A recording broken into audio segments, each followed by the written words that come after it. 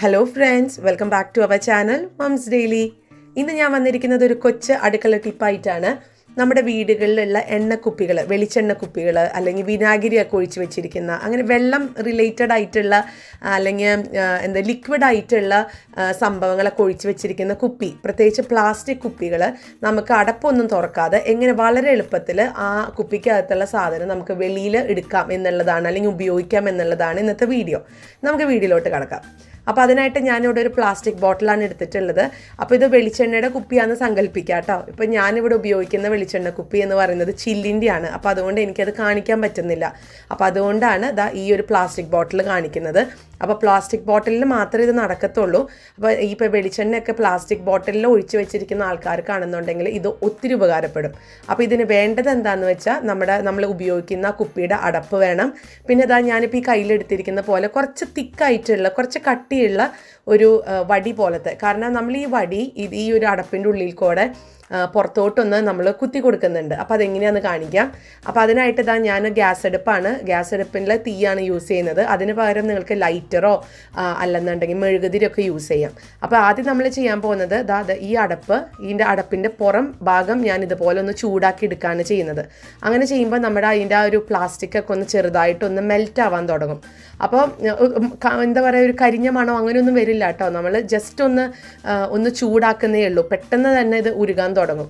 അപ്പോൾ ആ ഒരു സമയത്ത് നമുക്ക് ഇതിനകത്തോട്ട് ഈ ഒരു വടി വെച്ചിട്ട്, ഈ ഒരു കുറച്ച് തിക്കായിട്ടുള്ളൊരു വടിയാണ്, അത് വെച്ചിട്ട് നമുക്ക് ഉള്ളിൽ കൂടെ പുറത്തോട്ട് നമുക്കൊന്ന് കുത്തി കൊടുക്കാം.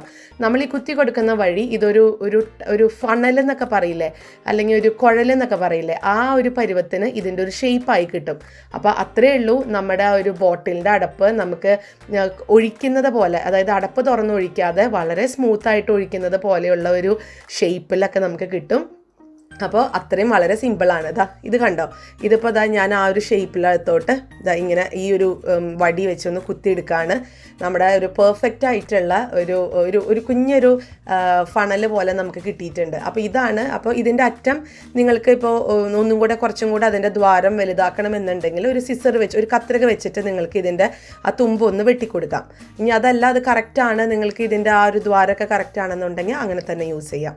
ഇനി നമ്മൾ ഇതൊന്ന് തിരിച്ച് നമ്മുടെ ബോട്ടിലിൽ ഇട്ട് ഒന്ന് അടച്ച് വെച്ച് നമ്മളത് ഉപയോഗിക്കുകയാണ് ചെയ്യുന്നത്. അപ്പോൾ ഇതിൽ കൂടെ എങ്ങനെയാണ് വെള്ളം അല്ലെങ്കിൽ എണ്ണ അല്ലെങ്കിൽ വിനാഗിരി അല്ലെങ്കിൽ കെച്ചപ്പ് ആയിക്കോട്ടെ, സോസൊക്കെ ആയിക്കോട്ടെ, എങ്ങനെയാണ് വളരെ ഈസി ആയിട്ട് വരുന്നത് എന്ന് ഒത്തിരി വരാതിരിക്കുകയും ചെയ്യും. കണ്ടോ, അപ്പോൾ ഇതിനകത്ത് എണ്ണയുടെ കൺട്രോള് നമ്മുടെ കയ്യിലാണ്. നമുക്ക് ആ ബോട്ടിൽ പ്രസ് ചെയ്ത് കൂടുതൽ പ്രസ് ചെയ്യുന്നതോറും കൂടുതൽ എണ്ണ വരും, നമ്മൾ പ്രസ് ചെയ്യുന്നതോറും കുറച്ചേ വരുന്നുള്ളൂ.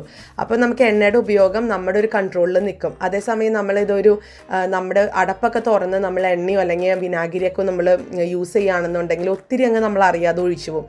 ഇതാകുമ്പോൾ നമ്മുടെ കയ്യിലൊരു കൺട്രോൾ ഉണ്ടാവും. അപ്പോൾ എല്ലാവരും ഇതൊന്ന് ട്രൈ ചെയ്ത് നോക്കുക. അപ്പോൾ ഞാൻ ഒരു പ്രാവശ്യം കൂടെ വേറൊരു ബോട്ടിലിൽ അടപ്പെടുത്ത് കാണിക്കുവാണ്. അപ്പോൾ നിങ്ങൾ ചിന്തിക്കരുത് ഞാനിത് ഇങ്ങനെ ചൂടാക്കുമ്പോൾ ഒത്തിരി പുക വരും അല്ലെങ്കിൽ അതിൻ്റെ പ്ലാസ്റ്റിക് മണം വരും എന്നുള്ളത്. പ്ലാസ്റ്റിക് മണം ഒട്ടും വരത്തില്ല. ഇനി വരും എന്നങ്ങനെ പേടിയുള്ള ആൾക്കാരൊക്കെ ചെറിയൊരു ടവല് മുഖത്ത് ഒന്ന് മൂക്കിൻ്റെ ഭാഗത്തൊന്ന് കെട്ടിക്കൊടുക്കാം കേട്ടോ. അപ്പോൾ ഞാനിപ്പോൾ ഉണ്ടാക്കിയെടുത്ത് വന്നിട്ടുള്ള ഈ ഒരു ബോട്ടിലിൻ്റെ അടപ്പിന് ആ ഒരു ദ്വാരം കറക്റ്റ് വന്നിട്ടില്ല. അപ്പോൾ അത് ഇതുപോലെ കത്രിക ഒന്ന് വെച്ച് ഒന്ന് ചെറുതായിട്ടൊന്ന് വെട്ടി കൊടുത്തിട്ടുണ്ട്. അപ്പോൾ ദ്വാരം കറക്റ്റായി വന്നിട്ടുണ്ട്. അപ്പോൾ ഇത്രയേ ഉള്ളൂ. നമുക്ക് ഇനി ബോട്ടിലിൻ്റെ അല്ലെങ്കിൽ ഒരു കുപ്പികളുടെ ആ ഒരു അടപ്പൊന്നും തുറക്കാതെ നമുക്ക് എങ്ങനെ ഉള്ളിലത്തെ വിനാഗിരി ആണെങ്കിലോ അല്ലെങ്കിൽ സോസ് ആണെങ്കിലോ അല്ലെങ്കിൽ എണ്ണയാണെങ്കിലോ അതൊക്കെ എടുക്കാൻ വളരെ എളുപ്പത്തിൽ എടുക്കാൻ പറ്റും. അപ്പോൾ എല്ലാവരും ഇതൊന്ന് ട്രൈ ചെയ്ത് നോക്കുക. അപ്പോൾ ഇഷ്ടപ്പെടുവാണെന്നുണ്ടെങ്കിൽ നിങ്ങളുടെ ഫ്രണ്ട്സിൻ്റെ ഒക്കെ അടുത്ത് ഷെയർ ചെയ്യാൻ മറക്കരുത്. അതുപോലെ തന്നെ എൻ്റെ ഈ ചാനൽ ആദ്യമായിട്ടാണ് കാണുന്നതെങ്കിൽ സബ്സ്ക്രൈബ് ചെയ്യാനും മറക്കരുത് കേട്ടോ. അപ്പോൾ നമുക്ക് അടുത്തൊരു വീഡിയോ ആയിട്ട് ഉടനെ കാണാം. അൻറ്റിൽ ദെൻ ബൈ.